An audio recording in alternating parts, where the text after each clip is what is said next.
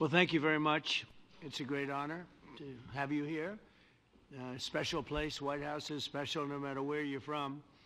Represents so much, and it really is beautiful. And thank you for all of the wonderful things that took place today. We've had a very successful day thus far. And important discussions as we work to end the killing and stop the war in Ukraine. We're all working for the same goal. Very simple goal. We want to stop the killing, get this settled.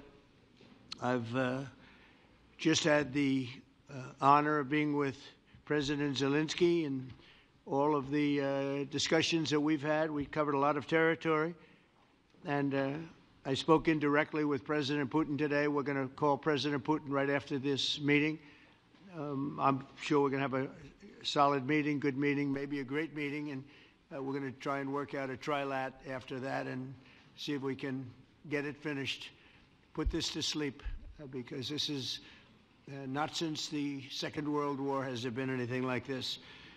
So I'm honored to welcome NATO Secretary General Mark Rutte, who's a great gentleman, great political leader in Europe generally, but now he's the NATO Secretary General, and you're doing a fantastic job. Thank you very much, Mark.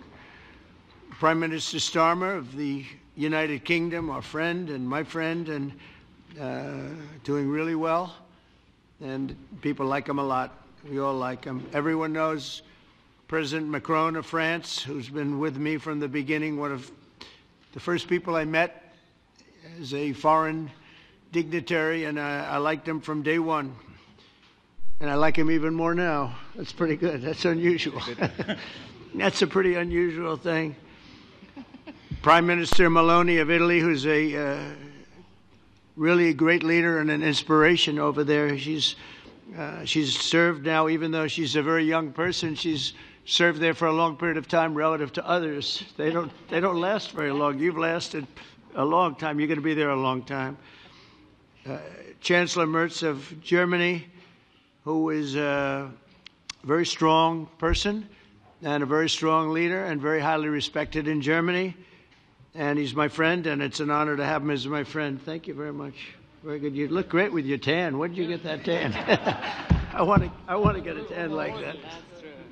President Stubb of Finland, and he's somebody that, where are we here? Where? I'm right here.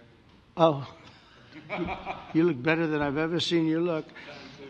But you've done a great job, and we wanted to have you here because you're somebody that we all respect, and you've had a lot to do with the success, I think, and the potential success, and thank you very much for being here. We appreciate it.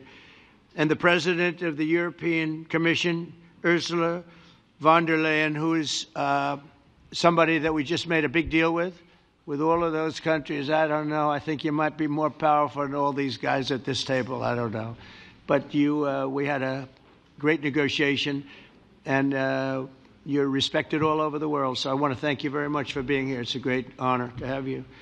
The Alaska Summit reinforced my belief that while difficult, peace is within reach, and I believe that in a very significant step, President Putin agreed that Russia would accept security guarantees for Ukraine, and this is one of the key points that we need to consider, and we're going to be considering that at the table also, like who will do what, essentially. I'm optimistic that collectively we can reach an agreement that would deter any future aggression against Ukraine, and I actually think there won't be. I think that's even overrated, largely overrated, but we're going to find out, and I think that the European nations are going to take a lot of the burden. We're going to help them, and we're going to make it very secure. We also need to discuss the possible exchanges of territory, taking into consideration the current line of contact. That means the war zone, the war lines that are pretty obvious, very sad, actually, to look at them. And negotiating positions. President Putin, also, you have President of Ukraine, who is, you just met a little while ago, and we're going to try and get a three-party meeting, maybe as soon as we can. And I have a feeling you and President Putin are going to work something out. Ultimately, this is a decision that can only be made by President Zelensky and by the people of Ukraine working also together in agreement with President Putin. And I just think that's very good things are going to come of it. So I hope we have a good meeting. And if we can have a good meeting, I'll set up a meeting with President Putin. And if you'd like, I'll go to that meeting. And not that I want to do that, but I will do that because we want to save a lot of people from dying. A lot of people are dying, and we got to save them. Got to save it. 5,000, 6,000, 7,000 people sometimes a week. All of us would obviously prefer an immediate ceasefire while we work on a lasting peace, and maybe something like that could happen. As of this moment, it's not happening, but President Zelensky and President Putin can talk a little bit more about that. You know, in the 6 or so wars that we stopped, we haven't had a ceasefire. And so I don't know that it's necessary. You can do it through the war, but it would be, I like the ceasefire from another standpoint. You immediately stop the killing. But I believe a peace agreement at the end of all of this is something that's very attainable, and it can be done in the near future. With all of the wars that I got involved in, we only have this one left. Of course, as I walk out the door, there'll probably be a new one starting, and I'll get that stopped too. But I thought this was going to be one of the easier ones. It's actually one of the most difficult and very complex. The next step would be for a trilateral meeting, and that will be worked out. And I just look forward to working and having a great result. We're going to spend a lot of time today talking about, and we're really honored you guys came over. I mean, these are the heads of major countries and respected all over Europe. And they speak for, largely, I think I should say, but pretty much for the other countries of Europe. And we will come to a resolution today, I think, on almost everything, including probably the security. And that's pretty much the story. I'd like to say, Mr. President, would you like to say something? You have the media. If you want, you could come over and you could stand, you could use mine, or you could just turn around, whichever you feel comfortable with. Thank you so much. I can speak without microphone. Thank you so much. I think that we had very good conversation with President Trump. Very good. And it really was the best one. Maybe the best one will be in the future. But it was really good. And we spoke about very sensitive points. The first one is security guarantees. And we are very happy with President that all the leaders are here, and the security in Ukraine depends on the United States and on you and on those leaders who are with us in our hearts. They have been online before yesterday, and etc. So a lot of countries on the side of Ukraine, our people, and all of us want to finish this war, stop Russia and stop this war. We spoke about it, and we will speak more about security guarantees. This is very important that the United States gives such strong signal and is ready for security guarantees. The second point, or maybe the first, the humanitarian direction, very important to exchange all the prisoners, and I think that President will help. And I was very thankful to your wife again, Mr. President, for the letter about our abducted children, and I hope that really it can be a historic role for the people to bring kids back to the families and be happy at Get the people families. back, yeah. Yes, this is so important, and I'm happy that we discussed it, this track with the President Trump, and I hope that we will find decisions. And then what is very important, that all the sensitive things, territorial, etc., we will discuss on the level of leaders during trilateral meeting, and President Trump will try to organize such meeting, and he said that he will come or not come. Ukraine will be happy if you will both want me there, I will be there. Yeah, thank you. And I think this is very important. Yes, so security guarantees, bringing kids back, and all our people, not only warriors, first of all warriors, and all the civilians, journalists, a lot of people in prison. So we need them back. And guarantees which will work for the years. We spoke about it, and I showed the President a lot of details on the battlefield, on the map. Thank you so much. Thank you for the map, by the way. Good map. It was great. Yeah, I'm thinking how to take it back. We'll get you. No. I think that we had constructive, specific meeting, and I'm very thankful to all the leaders who are here, and you help a lot, and so we are happy that we have such big unity today. Thank you, Mr. President. Thank you very much, for hosting us. Mr. President. I think you'll see that President Putin really would like to do something also. We're going to set that up today after this meeting. So very good and great remarks. I appreciate it. Mark, as head of NATO, maybe you could say a few words, please. Yes, I will be very brief. I really want to thank you, President of the United States, dear Donald, for the fact that you, as I said before, broke the deadlock, basically with President Putin by starting that dialogue. And I think it was in February that you had the first phone call, and from there we are now where we are today.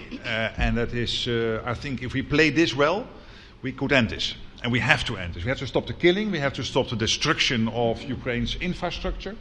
It is a terrible war. So I'm really excited. And let's make the best out of today and make sure that from today onwards we get this thing to an end as soon as possible. I really want to thank you for your leadership, what you are doing for Volodymyr, but of course also all the European colleagues. It is really crucial. And the fact that you have said I'm willing to participate in the security guarantees is a big step. Is really a breakthrough, and it makes all the difference. So also thank you for that. Well, NATO also has agreed from 2% to 5%, which is something that is a massive amount of money. And it's 2% that wasn't always paid to 5% that is paid. That's a big difference. And so we appreciate that. That was a great move. Thank you very much. Ursula, maybe on behalf of the Commission, you could say a couple of words. Yes. Thank you very much. It's a pleasure to be here. And it's a very important moment. Indeed, we are here, Europeans, as friends and allies. We had a fantastic NATO summit. Together as the two largest and biggest economies in the world, we had the largest trade deal ever agreed. And now we are here to work together with you on a just and lasting peace for Ukraine. Stop the killing. This is really our common interest, stop the killing. And indeed, it's very good to hear that we're working on the security guarantees, Article 5 lies security guarantees, so important. But I want to thank you also that you mentioned the thousands of Ukrainian children that have been abducted. And as a mother and grandmother, every single child has to go back to its family. This should be one of our main priorities also in these negotiations, to make sure that the children come back to Ukraine, to their families. Thank you. And we did. I was just thinking we're here for a different reason, but we just a couple of weeks ago made the largest trade deal in history. So that's a big thing, and congratulations. That's great. Thank you very much, Ursula. Mr. Chancellor from Germany, a very great leader. Mr. President, Please. dear Donald, many thanks for having us today. I think this is extremely helpful that we are meeting and hearing that the two of you are having such a good meeting today here in Washington. The next steps ahead are the more complicated ones now. The path is open. You opened it last Friday. But now the way is open for complicated negotiations. And to be honest, we all would like to see a ceasefire, the latest from the next meeting on. I can't imagine that the next meeting would take place without a ceasefire. So let's work on that, and let's try to put pressure on Russia, because the credibility of these efforts we are undertaking today are depending on at least a ceasefire from the beginning of the serious negotiations from next step on. So I would like to emphasize this aspect and would like to see a ceasefire from the next meeting, which should be a trilateral meeting wherever it takes place. Well, we're going to let the president go over and talk to the president, and we'll see how that works out, and if we can do that. I will say, and again I say it, in the 6 wars that I've settled, I haven't had a ceasefire. We just got into negotiations, and one of the wars was, as you know, in the Congo was 31 years long. Another one that we settled last week with 2 great countries was 35 years going on, and we had no ceasefire. So if we can do the ceasefire, great. And if we don't do a ceasefire, because many other points were given to us, many points were given to us, great points. Please, Georgia, go ahead. Well, thank you very much, Donald, Mr. President, for hosting us today in this important meeting. And I think it is an important day, a new phase, after 3 years and a half that we didn't see any kind of sign from the Russian side that there was a willing for dialogue. So something is changing, something has changed, thanks to you. Thanks also to the stalling in the battlefield, which was achieved with the bravery of Ukrainians and with the unity that we all provided to Ukraine. And the reason why I mention it is that we also have to remind that if we want to reach peace and if we want to guarantee justice, we have to do it united. So that's why it's a very good day, the one we are in. You can obviously count on Italy as it was from the beginning. We are on the side of Ukraine, and we do absolutely support your efforts towards peace. We will talk about many important topics. The first one is security guarantees, how to be sure that it won't happen again, which is the precondition of every kind of peace. I'm happy that we will discuss about that. I'm happy that we will begin from a proposal, which is the, let's say, Article 5 model, which was Italian at the beginning. So we are always ready to bring our proposals for peace, for dialogue. It's something we have to build together to guarantee peace and to defend the security of our nation. So thank you, Mr. President, for hosting us. Thank you very much. Emmanuel? Thank you, Mr. President, for organizing this meeting and for your commitment.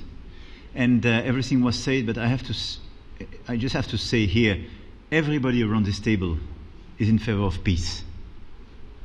And we work very hard, and we've worked very hard during the past few years to have a peace which is a robust and long-standing peace. This is why the idea of a trilateral meeting is very important, because this is the only way to fix it. And by the way, I think as a follow-up, we would need probably a quadrilateral meeting, because when we speak about security guarantees, we speak about the whole security of the European continent. And this is why we are all united here with Ukraine on this matter. In order to organize such a trilateral meeting, your idea to ask for a truce or ceasefire, at least to stop the killings, as we discussed, is a necessity. And we all support this idea.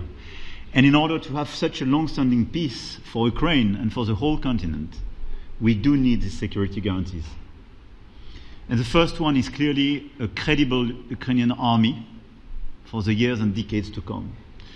And the second one is our own commitments, all of us. And we worked very hard during the past few months amongst the coalition of the willings, with the support of NATO, to build the different pillars of security guarantees and our commitments. And you can be sure that the Europeans are very lucid about the fact that they have their fair share in these security guarantees for Ukraine, but their own security is clearly at stake in this situation. So you can count on us, as we can count on you, in order to deliver this robust peace for both Ukraine and Europe. Thank you very much, Emmanuel. Mr. Prime Minister?